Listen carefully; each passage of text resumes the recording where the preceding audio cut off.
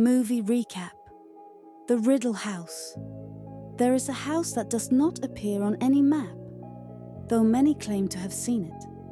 It stands at the edge of a forgotten town, where the roads buckle and the air smells faintly of old parchment. The house has no fixed address. It simply appears where it is needed, though never where it is wanted. Inside, it is said, lives a peculiar host who grants visitors answers to their deepest questions. But every answer is given in the form of a riddle, and not all who enter leave with their minds or souls intact. Our story begins with Simon Fleet, an out-of-luck bookbinder with a knack for spotting things that shouldn't be there. When he stumbles upon a letter in a book that should not exist, one addressed to him, sealed with a sigil of shifting ink, curiosity lures him to the Riddle House. The house stands exactly where it shouldn't, its crooked door slightly ajar, as if expecting him. The letter promised an answer to something Simon has long forgotten he was even looking for. And so, against all reason, he steps inside. The interior of the house is impossible. Staircases spiral into nowhere.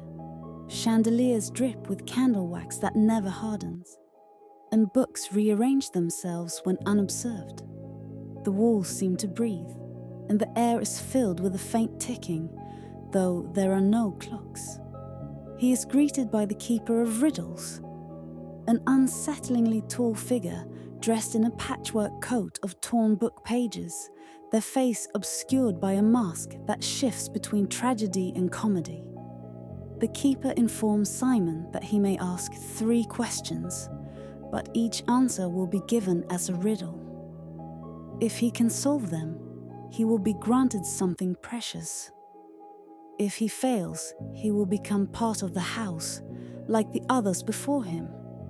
Forgotten souls now trapped within paintings, reflections and whispers between the floorboards. With little choice, Simon asks his first question. What is the secret of the house? The answer. It is not built, but written. It is not seen, but remembered. It is a door without a key, a story without an ending. Simon does not yet understand, but the house shifts. And suddenly he is no longer alone. Other guests appear, a blind astronomer, a child who speaks in rhyme, and a woman with ink-stained fingers who swears she has been here before. Each has come seeking something, but none seem to remember how long they have been inside. As Simon tries to decipher the riddles, the house begins to change him. He sees glimpses of his past, things he has forgotten, rewritten, or perhaps never lived at all. The walls whisper stories that feel like dreams, but the more he listens, the more real they become. He begins to suspect that the Riddle House is not merely answering questions, it is rewriting those who enter. His second question, what is my true name? The answer, it is the name you left behind. It is the echo in the ink. It is the page you never dared to read. A terrifying realization creeps in. Simon is not the first version of himself to enter the house. There have been others, other Simons, other choices, other endings. The house has been keeping him, reshaping him, like a story rewritten endlessly. The final question, how do I leave?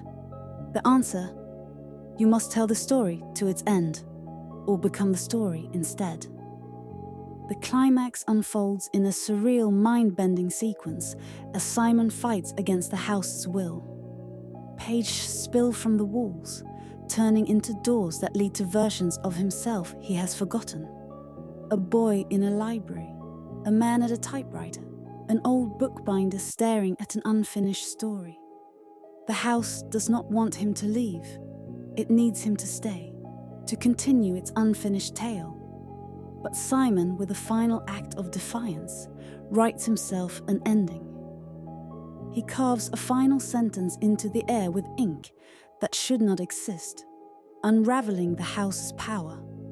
The walls crumble, the keeper of riddles laughs or screams, it is impossible to tell, and the guests scatter like torn pages caught in the wind. The movie ends with Simon waking up in his bookshop, a forgotten manuscript in his lap. The Riddle House is gone, but in the corner of his eye, he swears he sees a door where there wasn't one before. He does not open it. Not yet. The final line appears on the screen. Some questions are not meant to be answered. Some stories are not meant to end.